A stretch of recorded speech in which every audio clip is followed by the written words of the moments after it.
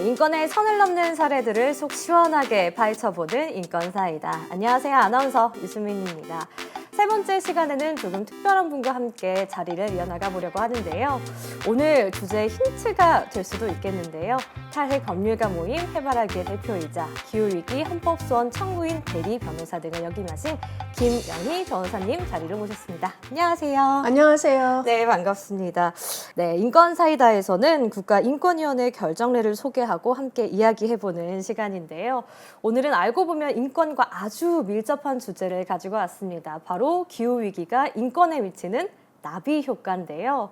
기후위기랑 내 인권이랑 무슨 상관이냐 하시는 분들 분명 있으실 것 같아요. 변호사님께서 기후변화와 인권의 관계를 좀 설명해 주시겠어요?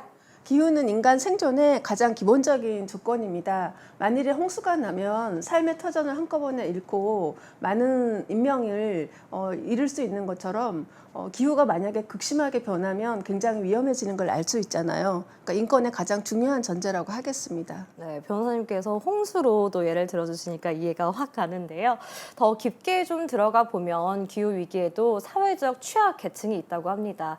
점점 물에 잠기는 열대섬의 주민들이라든지 상대적으로 폭우나 홍수에 취약한 반지하 거주자분들이라든지 기후위기를 유발한 책임이 거의 없는 사람들이 더 피해를 입는 것이 참 불평등하다라는 생각이 좀 들긴 하거든요. 네, 기후 변화로 인한 피해가 결코 평등하지 않고 차별적인데요. 예를 들어서 미국이나 캐나다의 그 연간 1인당 탄소 배출량이 아프리카나 아시아보다도 한 160배나 됩니다. 그런데 피해는 아프리카나 아시아 태평양 연안 국가에 집중이 돼서 홍수나 가뭄으로 그 사망자가 발생하고 있습니다. 우리나라의 경우에도 연간 15명에서 20명 정도가 그러니까 야외에서 일을 하시다가 돌아가시는데 대부분 청소 노동자라든지 현장 노동자, 건설 노동자 이런 분들이 많이 돌아가시고 계셔서 굉장히 안타까운 피해라고 할 수 있습니다. 네, 말씀 주신 것처럼 참 좀 안타까운 현실인 것 같은데 또 그래서 우리나라에서도 그 인식을 바꾸려는 움직임이 좀 활발하게 진행이 되고 있다고 들었습니다.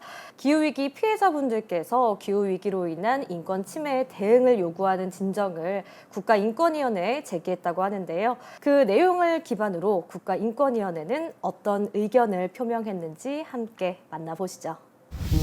2020년 12월 16일 농민, 노동자, 청소년 등으로 이루어진 시민들은 국가인권위원회에 기후위기로 발생한 인권 침해에 대한 진정을 제기했습니다.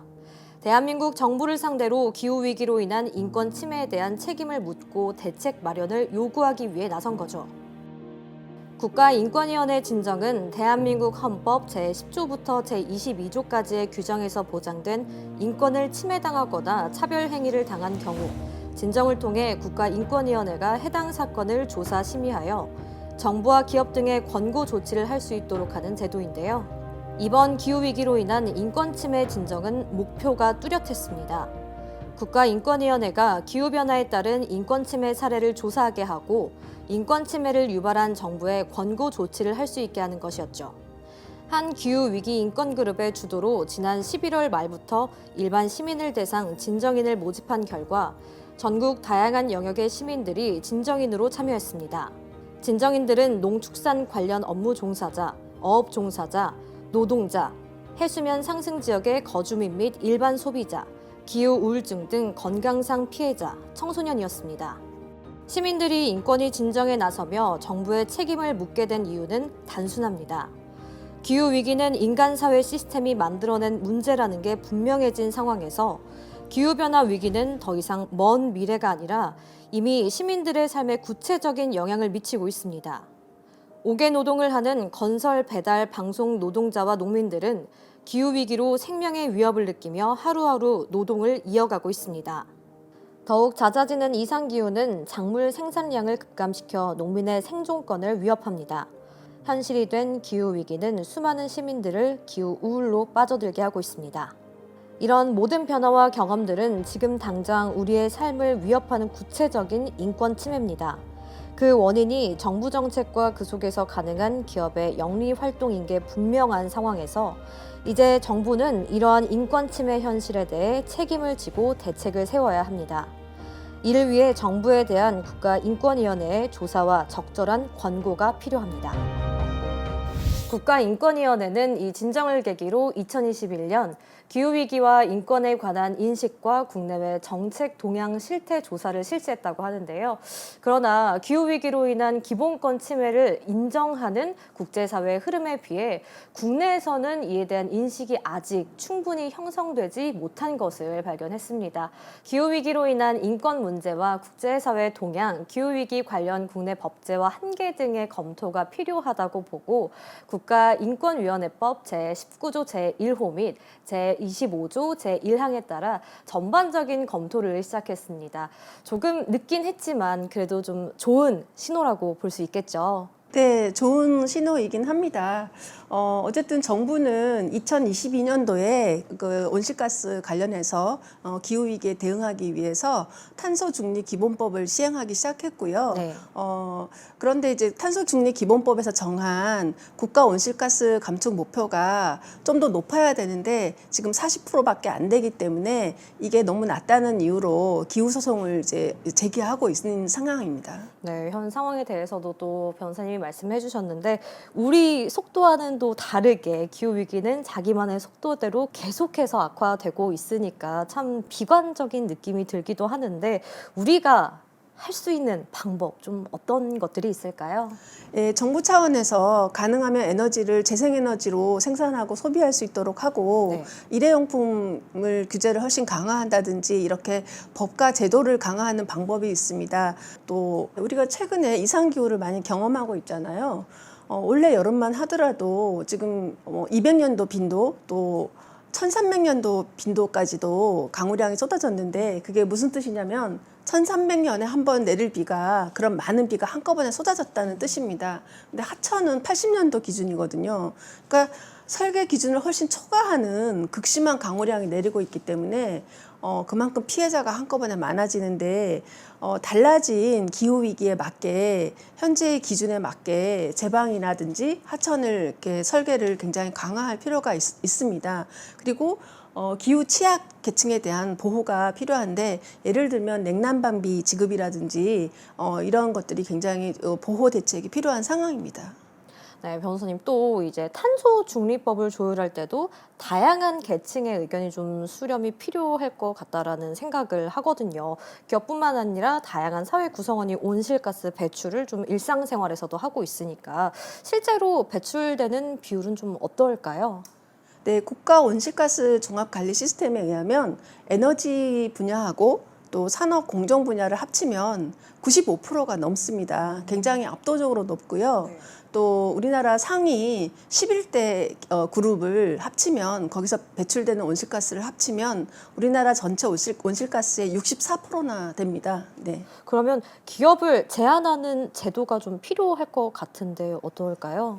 그래서 그 에너지 분야하고 또 기업이 온실가스를 대폭 줄일 수 있도록 제도적으로 대책을 마련하는 게 굉장히 중요합니다. 왜냐하면 그만큼 기업이나 에너지 분야에서 온실가스 배출이 많기 때문이고요. 예를 들어서 EU 같은 경우에는 최근에 탄소 국경세를 마련을 했습니다. 그래서 탄소 배출을 많이 하는 제품의 경우에는 기준치를 넘어서게 됐을 때 거기에 대해서 돈을 더 물게 하는 거예요. 그럼 탄소 배출을 적게 하려고 노력하겠죠. 네. 그런 식으로 기업으로 하여금 부담하게 하거나 이건 제도는 아니지만 RE100이라고 해서 재생에너지 100%를 사용하는 그런 기업들이 이렇게 선언 같은 게 있습니다. 네. 그러니까 RE100 같은 경우를 예를 들어서 우리나라에서도 의무는 아니지만 기업들로 하여금 일정한 제품을 생산할 때 재생에너지 구입 비율을 높게 한다든지 이런 식의 방법도 있을 수 있다고 생각합니다. 네. 네, 다양한 예시 솔루션에 대해서도 좀 말씀을 해주셨는데 여러모로 이제 정부의 역할이 정말 중요할 것 같은 생각이 듭니다.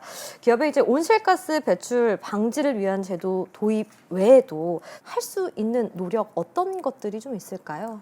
국민들이 기후위기에 대해서 인식을 하고 노력을 더 많이 할 수 있도록 정부가 다양한 정보를 제공하고 교육하고 소통하는 게 굉장히 중요합니다. 그래서 정보를 제공하는 것도 중요한데 현재 정부는 환경부라든지 또 기상청이라든지 이 기후위기 관련 정보를 제공하는 창구가 여러 개로 나눠져 있습니다. 네. 그런 걸 단일화해서 국민들이 좀 더 쉽게 기후위기에 대해서 인식할 수 있도록 단일화된 창구로 정보를 제공하는 노력도 필요하다고 생각합니다.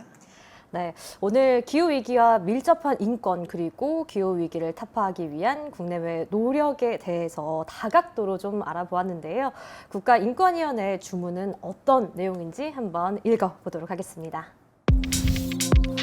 국가인권위원회는 대한민국 정부의 기후위기와 인권에 대하여 다음과 같이 의견을 표명합니다.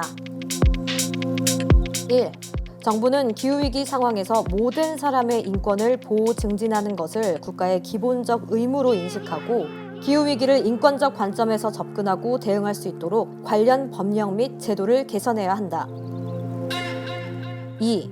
기후변화가 취약계층의 고용, 노동 조건, 주거, 건강, 위생 등에 미치는 위협 요소를 분석하여 취약계층 보호 및 적응 역량 강화 대책을 마련해야 한다. 3. 기후위기 대응을 위한 탄소 중립 녹색 성장 기본법 시행령에 2030 국가 온실가스 감축 목표를 상향 설정하고 미래 세대의 기본권 보호를 위한 감축 의무를 명확히 할 필요가 있다. 4. 농어민, 노동자, 장애인, 이주민, 소비자 등 기후위기에 더욱 취약한 계층의 참여를 보장하고 이들의 의견을 반영하여 설정하는 것이 바람직하다. 5. 기후변화와 관련된 기업 공시를 강화하는 등 기업의 책임성과 투명성을 강화할 필요가 있다. 6. 기후변화에 따른 영향 측정 및 평가 결과, 온실가스 배출 관련 정보 등을 투명하게 공개하여 모든 사람이 기후변화 관련 정보를 신속하게 이용할 수 있는 체계를 마련해야 한다. 네, 오늘 함께해 주신 김명희 변호사님 어떠셨나요?